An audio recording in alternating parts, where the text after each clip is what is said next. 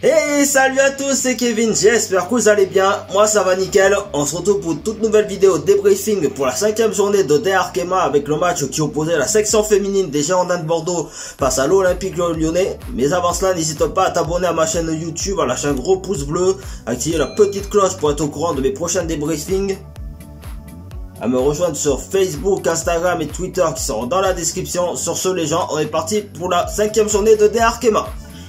Yes.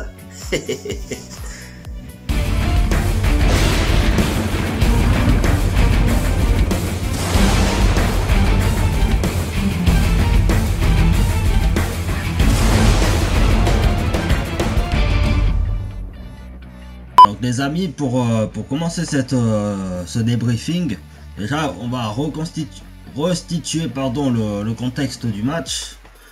Donc comme vous savez, bon, le Lyonnaises, voilà, hein, voulaient continuer leur série de victoires depuis le début de la saison, tandis que Bordeaux, voilà, en cas de victoire sur l'Olympique Lyonnais, pouvait reprendre la 3e place qui était occupée par le Paris FC, qui est toujours occupé par le Paris FC d'ailleurs, et qui était juste à 2 points de retard. Donc voilà. Donc ça s'annonçait à être un grand match en ce vendredi 1er octobre à 21 h.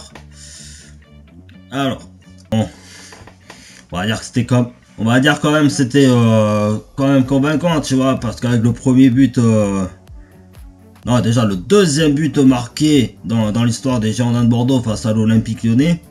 Donc là c'est un but signé Inès Jorena face à une défense maladroite, hein. Enfin, sur un petit centre d'Andrea Lardez. Voilà, il y a eu la maladresse de... Alors je sais plus comment elle s'appelle la lyonnaise, mais bon, je vous le mettrai au montage.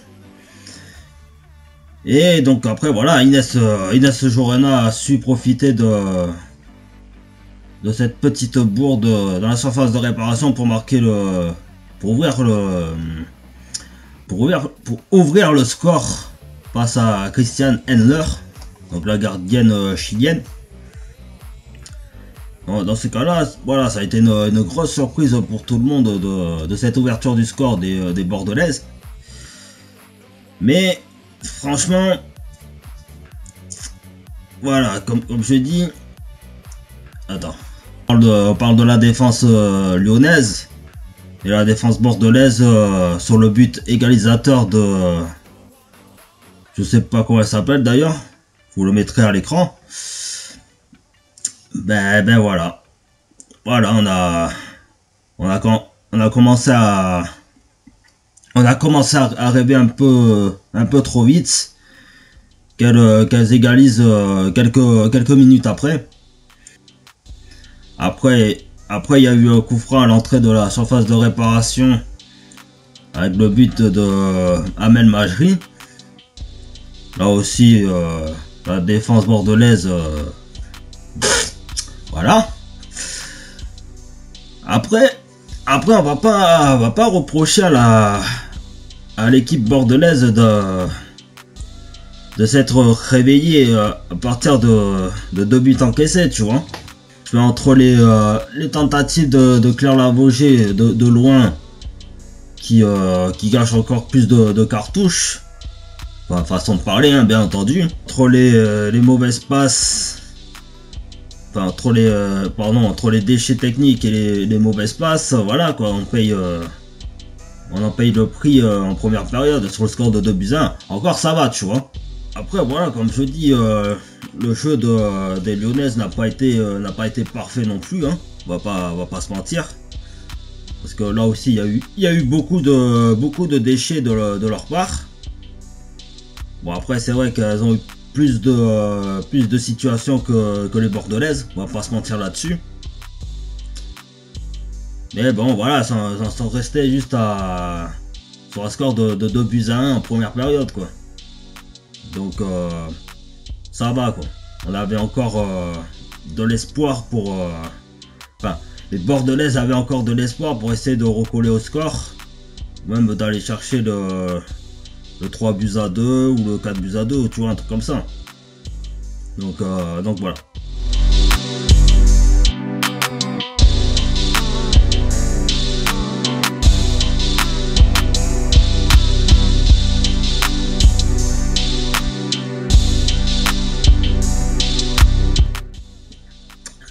Et là, la deuxième période, c'est là où je...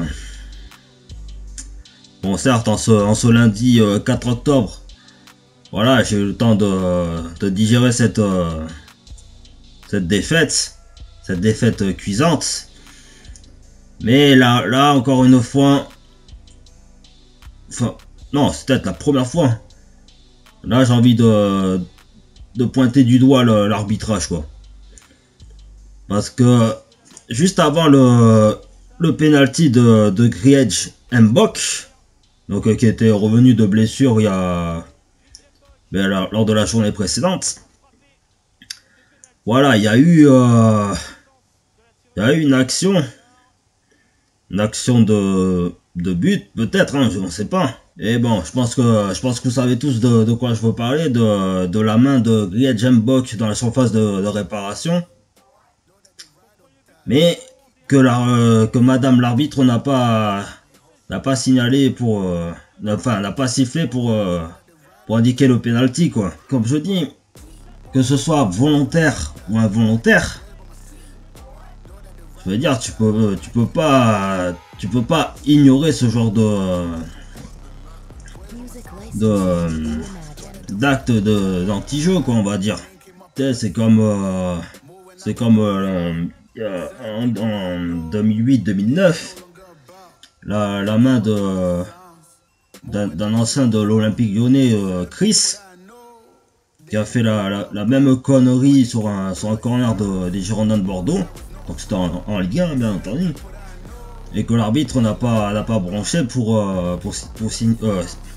signaler les pénaltys, quoi. Et franchement, après ce qui s'est passé quelques secondes ou quelques minutes après, juste parce que il y a eu contact dans la surface de réparation bordelaise,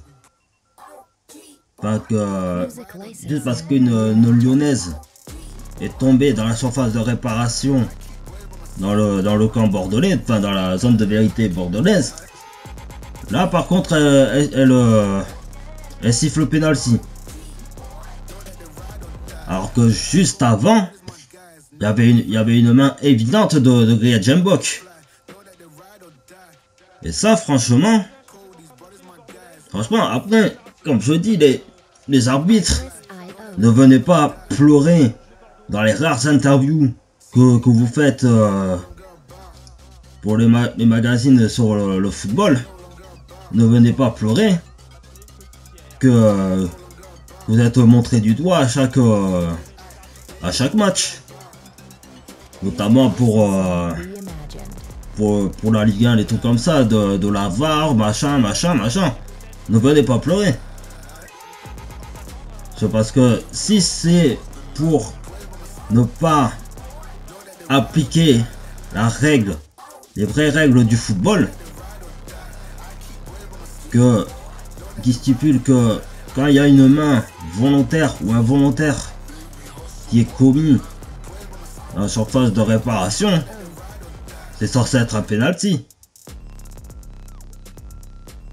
Et franchement ça, je peux comprendre la colère du public bordelais à ce moment-là, hein. Franchement, il n'y a pas de doute, quoi.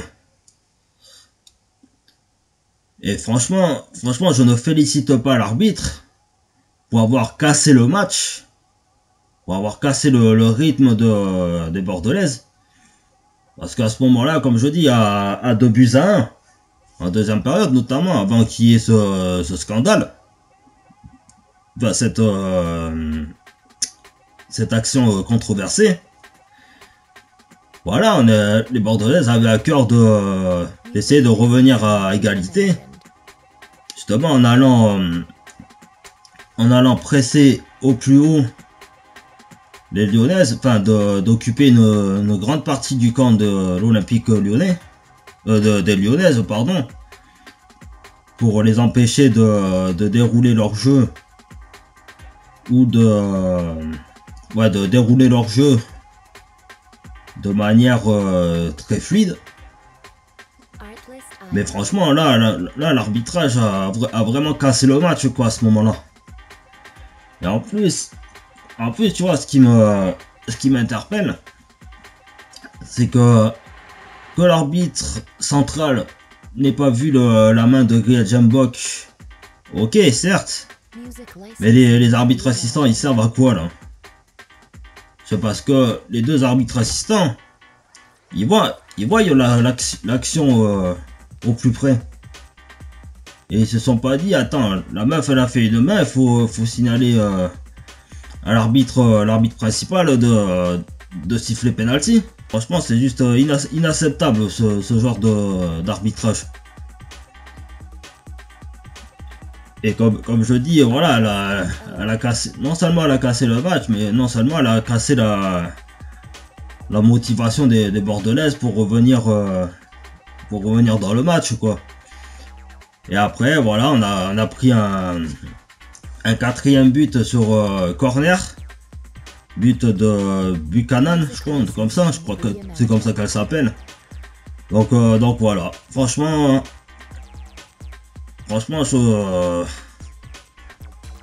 même 48 heures après, mais franchement, je trouve ça inacceptable, quoi.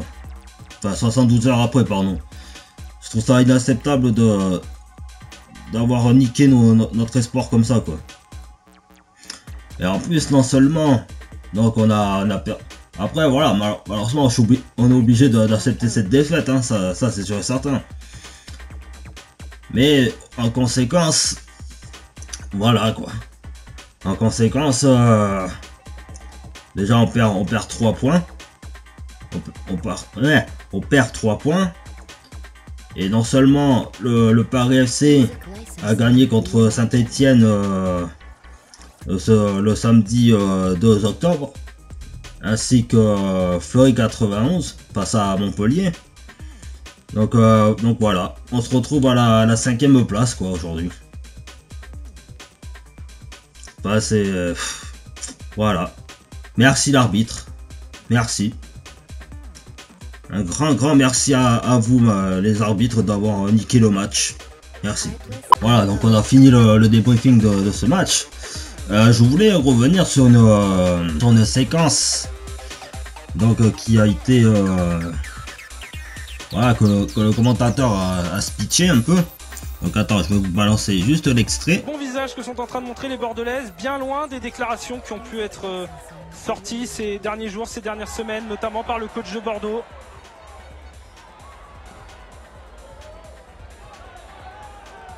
Lavogé, pour insister devant, ne va pas parvenir à trouver une coéquipière. Mais effectivement, Bordeaux, dont on se posait la question après les déclarations de Patrice Lerck qui avait évoqué dans les colonnes de Sud-Ouest la fin de transferts onéreux, la réduction de la voilure pour la section féminine, et peut-être le fait de devoir s'attendre à accepter en tout cas de ne plus lutter pour les toutes premières places en D1, avec le départ notamment d'International potentiellement en fin de saison. Bordeaux qui pour l'instant continue de montrer un très bon visage. Bah, je sais pas, vous avez entendu le speech du commentateur. Donc en fait, pour expliquer ce qu'il a dit, donc étant donné que depuis 2018-2019, voilà, le club des Girondins de Bordeaux a, on va dire, agrandi son budget pour la saison. Donc il s'élève vers les 1 million d'euros, je crois, maintenant. Donc bien sûr, les 1 million d'euros, ça représente aussi pour pouvoir recruter dans d'autres clubs français ou étrangers. Donc voilà, on a pu amener des joueuses comme Kadja Snoy, comme Khadija Cho, comme plein d'autres joueuses, même des françaises. Et là, ce qu'il explique, c'est que à partir de la fin de la saison, donc il va y avoir pas mal de départs de joueuses. En plus, voilà, il y a quand même des joueuses qui sont en fin de contrat, en qui le contrat arrive à terme à la fin de la saison. Donc il y a Khadija Snow, il y a El Périssé, il y a Claire Lavogé, il y a Mal Garbino, Anna Morehouse, Roman Bruno, Charlotte Bilbao. Attends, j'en ai oublié une. Et Delphine Châtelain et Vanessa Gilles. Donc voilà, il y a déjà, enfin sur ce que je viens de vous citer, il y a quand même 9 joueuses qui sont en fin de contrat à la fin de la saison, quoi. Et donc, en gros, ce qu'il a voulu dire, c'est que quand il parle de mercato onéreux, donc c'est justement ça en fait, tu vois, d'aller recruter des joueuses qui ont de l'expérience et tout. Après, attention, hein, il va garder certaines joueuses, mais pas tous, quoi. Et d'autant plus que la saison prochaine, et ben voilà, on verra un club de section féminine des Girondins de Bordeaux qui voilà quoi, qui n'ira plus chercher les places européennes, enfin, notamment la 3e place, bien entendu. Donc franchement, après je pense que c'est dans le but aussi d'essayer de sortir du lot des joueuses de la catégorie des moins de 19 ans, même de l'équipe réserviste, parce qu'après bon, c'est vrai qu'il y a un énorme retard aussi sur cette situation du fait des 2 confinements liés au coronavirus. Enfin, le premier confinement, voilà, c'était collectif et tout, mais le deuxième, c'est l'équipe, la D2, les régionales et les autres catégories en dessous qui ont pris cher, qui sont restés quand même 10 mois sans activité. Enfin, il y a eu les entraînements mais sans contact, hein, mais bon, ça, voilà. Donc après, est-ce que c'est pour rattraper le retard? Pourquoi pas, hein, tu vois. Mais franchement, d'enlever cette étiquette d'une jeune équipe de section féminine des Girondins de Bordeaux pour ne plus aller chercher les places européennes, donc de la Ligue des Champions forcément. Je sais pas, c'est un peu bizarre, on va dire. C'est un peu après comme je dis, on peut pas trop s'avancer sur la saison prochaine, hein, tu vois. Après ça va peut-être prendre du temps pour que la sauce elle prenne, pour que la mayonnaise elle prenne, tu vois. Mais je sais pas ce que ça va donner la saison prochaine. Donc à vous de me dire en commentaire juste en dessous ou sur ma page Facebook, Instagram et Twitter ce que vous en pensez. Puis voilà quoi. Donc voilà les amis, j'espère que ça vous aura plu. Si c'est le cas, n'hésitez pas à vous abonner à ma chaîne YouTube, à lâcher un gros pouce bleu, activer la petite cloche pour être au courant de mes prochaines vidéos, de me rejoindre sur Facebook, Instagram et Twitter qui seront dans la description. Et donc le prochain match des Girondines, ce sera contre le Stade de Reims. Voilà, ce qui va faire plaisir à Melissa Gomez et à Melissa Herrera d'affronter leur ancienne coéquipière. Donc ce sera, comme je disais, le 16 octobre à 13 h je crois. Alors attendez, que je me trompe pas. Attendez, 2 petites secondes. Ah oui, si tu vas pas internet à Francis, on va pas y aller. Hein. Alors attendez. Donc j'active internet. Voilà. Oui, oh, casse-toi la tête là.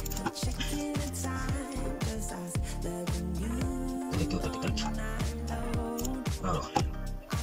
Ouais, c'est ça, donc c'est le 16 octobre à 13 h, donc j'imagine sur les chaînes de Canal+, hein, bien entendu, sur les chaînes du groupe Canal+. Et puis voilà. Eh ouais, les gens croient les gens croient quoi, que c'est une main de femme ou quoi? Ben non, c'est une main d'homme, je suis en train de passer l'aspirateur. Bah ouais, faut bien que les mecs fassent un peu le ménage aussi, hein, et la cuisine d'ailleurs. Allez, on va passer un peu l'aspirateur, Francis. Bon, ben, je repars le long séquence de la première.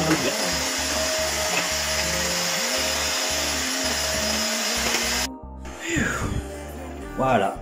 Preuve que je passe à l'aspirateur moi aussi dans ma vie. Hein. Que je fais le ménage. Allez, bye bye tout le monde.